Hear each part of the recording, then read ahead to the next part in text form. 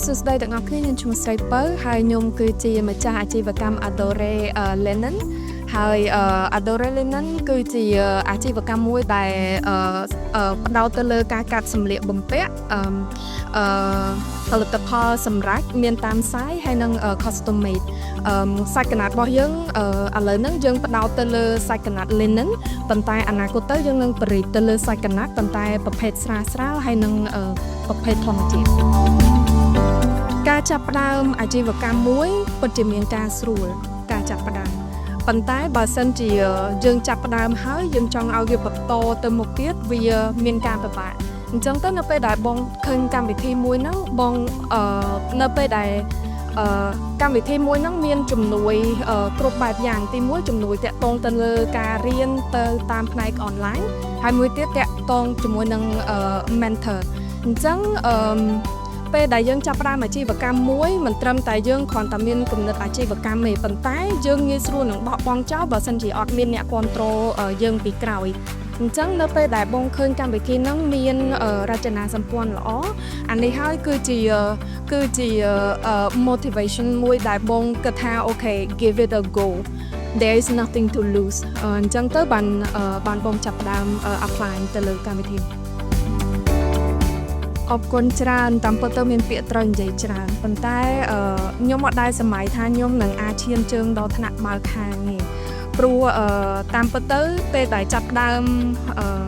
បើកអាជីវកម្មរបស់បងហ្នឹងបងគ្រាន់តែគិតថាគ្រាន់តែជាធ្វើសម្រាប់ការចូលចិត្តព្រោះដោយសារបងចូលចិត្តពាក់កៅអៅសាច់កណាត់ linen ប៉ុន្តែនៅពេលដែលចូលរៀនយើងមានមិនត្រឹមតែមានការរៀនអនឡាញហើយពេលដែលបងខ្វះខាតអីតាក់ទងជាមួយនឹង business plan ឬមួយក៏ financial projection គឺបងអាចរកអ្នកជួយបានហើយជាពិសេសបងដែលចូលរួមហ្នឹងគឺគាត់ support ច្រើនមែនតើព្រោះដោយសារអ្នកខ្លះគាត់មានបទពិសោធន៍ច្រើនក្នុងអាជីវកម្មអញ្ចឹងទៅនៅពេលដែលបងចាំអត់ភ្លេចនៅពេលដែលបងមានចម្ងល់តាក់ទងជាមួយនឹងថាតើបងគួរតែបើកហាងអត់ហើយពួកគាត់ដូចបញ្ចេញយោបល់មកពិតជាជួយបានច្រើនមែនតើហើយពេលហ្នឹងបងមានអារម្មណ៍ថាតាមពិតទៅបើសិនជាយើងរើសកន្លែងត្រូវអនាគតរបស់យើងនឹងល្អអញ្ចឹងក្នុងខែមួយបងនឹងបើកហាងបងមុនដំបូងបំផុតនៅសៀមរាបហើយនៅក្នុងហាងកាហ្វេ Footprint បើសិនជាអ្នកដែលគាត់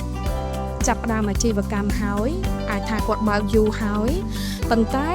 ធម្មតាតែងតែមានដល់កម្រិតណាមួយដែលគាត់គិតថាគាត់អត់ដឹងថាទៅផ្លូវណាអញ្ចឹងខ្ញុំគិតថាកម្មវិធីមួយនេះគឺជាកម្មវិធីមួយដ៏ល្អសម្រាប់ឲ្យគាត់មានដូចថា peer support ហើយមួយទៀតអ្នកដែលចាប់ផ្ដើមថ្មីដូចជាខ្ញុំក៏ជាឱកាសមួយដែរព្រោះទីមួយយើងអាចរៀនសិក្សាពីបងដែលគាត់បើកអាជីវកម្មចាស់ហើយយើងរៀនបានអីថ្មីហើយយើងដាក់ implement ភ្លាមបើសិនជាយើងមានបញ្ហាយើងមាន mentor របស់យើងជួយ support អញ្ចឹងมันសម្រាប់ថាអ្នកដែលគាត់ទៅតែចាប់ផ្ដើមឬមួយក៏អ្នកដែលគាត់ចាប់ផ្ដើមហើយខ្ញុំ encourage ឲ្យពួកគាត់ចូលរួមព្រោះសិតតែជាផលប្រយោជន៍ទាំងអស់ Bye bye